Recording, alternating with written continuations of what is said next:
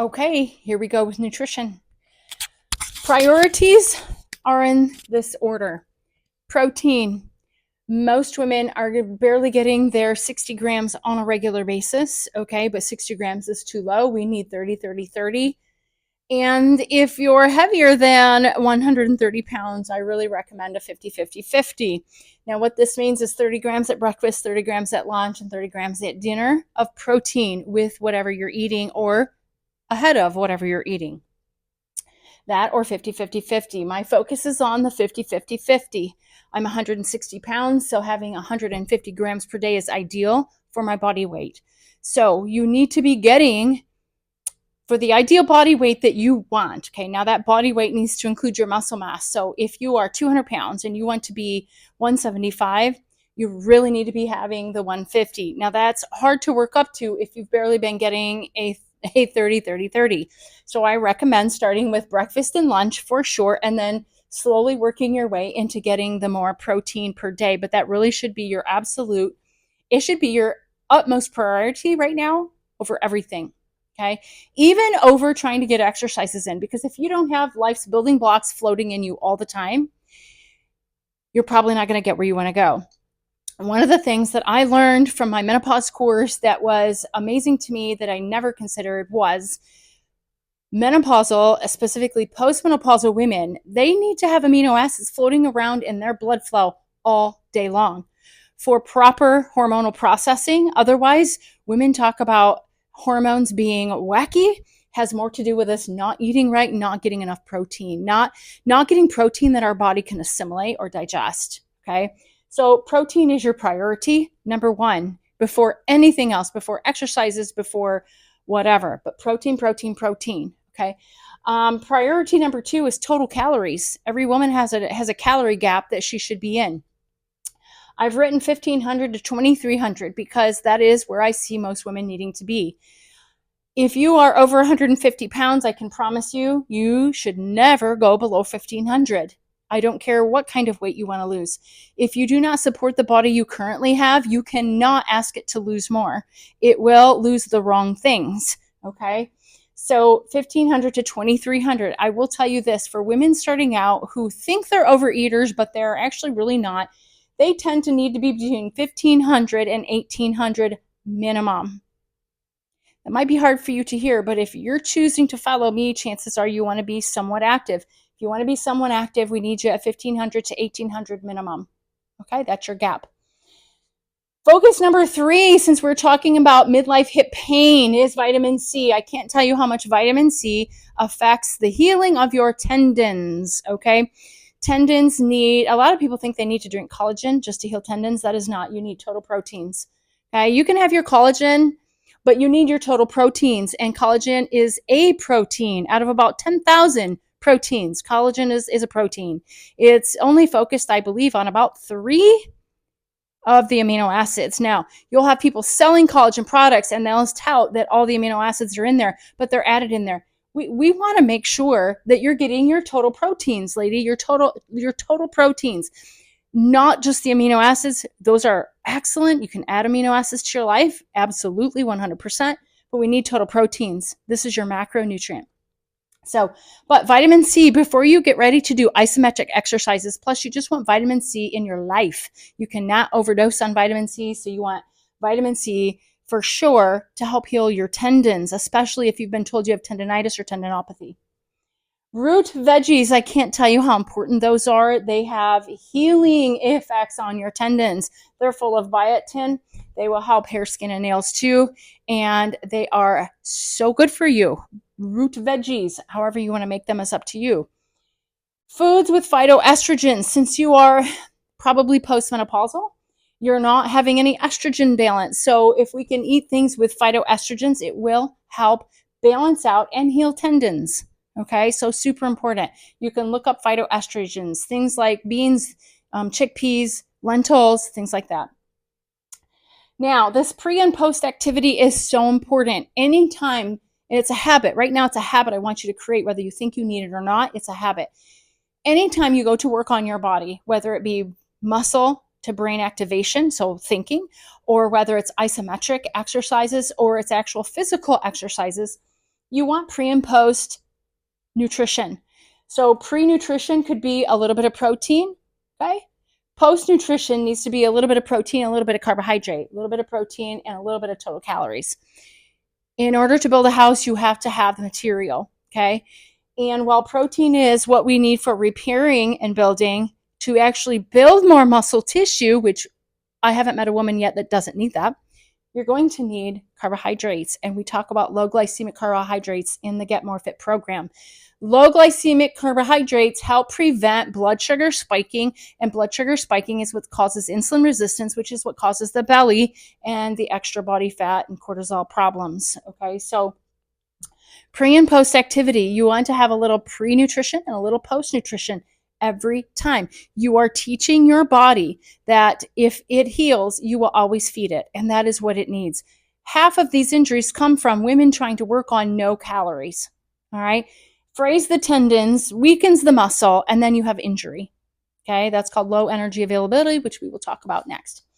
So your pre and post activity, what I want you to do right now, though, to get an idea of why this is important, is I want you to take your body weight and times it by 10. 20 years ago, when I first became a trainer, these calculations are what we did. I mean, they've been doing these calculations for years and years and years and years. Trainers, fitness people have had the answers to the pandemic that we struggle with now of obesity. We have all the answers. We know what you should and shouldn't be eating. There's a great miscommunication between the medical industry and what the body actually needs, because the medical industry is there to heal you from something. We're here to make you optimal. So if you are 250 pounds times 10, that's 2,500 calories. Okay. That means at minimum, that's what's keeping you alive. Whether you eat very little through the week and then eat a bunch on the weekend, no matter what, it's averaging out to about 2,500 calories minimum. Okay. Now, if you're 250 pounds, you have injuries, that means that you are not eating enough, and you chances are have LEA, low energy availability, and you ended up with an injury, because that's what happens when we don't support the body with fuel, which is calories. Okay. If you're 150 pounds times it by 10, that's 1,500 calories. That is minimum. That is your minimum that you want in. Okay. I find that most women can multiply by 10, and that's kind of where we start with. Okay. If you are a 300-pound person times 10, that's 3,000 calories. That is not that bad. We can cut you down to 2,500, maybe 2,300, and you will be key winner. You will be a key winner. I promise you. I've seen it happen over and over and over, but you have to trust that process. Okay. So this is your talk on nutrition. Now we're going to talk about low energy availability. Okay. Low energy availability. What does that mean? In the fitness world, that means that you're not eating enough to support the activity that you're doing. So, for example, this first came out regarding athletes. So if you're a triathlete, let's say that you didn't eat anything in the 3 or 4 hours before your triathlon. You go on the triathlon, maybe you even snack during the triathlon, because they have snack stations along the way for a purpose, but you didn't fuel yourself properly the day or two before that. And so your body started out on what we call low energy availability. And I'm going to write this up here for you. LEA. So it's low energy available. Okay. That means that person started out on their triathlon journey with very low energy available. And when you live in this state, this low energy availability, guess what's the first thing to go? It's your muscle and your tendons. Okay. They are not being supported. In my opinion, it is in my opinion that the tendons are the last thing to get fueled. So if you are 150 pounds and you're trying to live on 1,200 calories a day, you're getting the absolute bare minimum energy and the absolute bare minimum nutrients. And that means that those things are going to priority organs. Okay. They're going to support the survival mechanisms of the body. They're not going to go to support your joints. You don't need your joints. You don't need your tendons to survive and be alive, because you can lay in bed all day, right? So if you're not getting enough energy for the activity you're producing, your tendons, in my opinion, will be the first to go. All right. And I have seen that happen in women who now don't have any estrogen to help support those tendons. What if you're not a triathlete? Okay. What if you're someone who is constantly doing laundry, cooking, and cleaning? Maybe you even have a full-time job, and maybe you have a couple kids that you're still taking care of. That is a super active person. I don't care how you look at it. You're called a momlete and a mom athlete, whatever you want to call it. If you're still running on low energy availability, you are still going to suffer the same consequences that a triathlete will by having low energy availability all the time. Okay. I'm going to try to not get super detailed on that because I don't want to confuse anybody. But what this really means is you're just not eating enough calories over the long term. I teach my women to use a calendar, a paper calendar, to write their total intake every day, their total caloric intake every day, and their total protein grams taken in every day. Because once you see that 7 days in a row and you see that average total at the end, that gives you a much better picture of what you really did that week.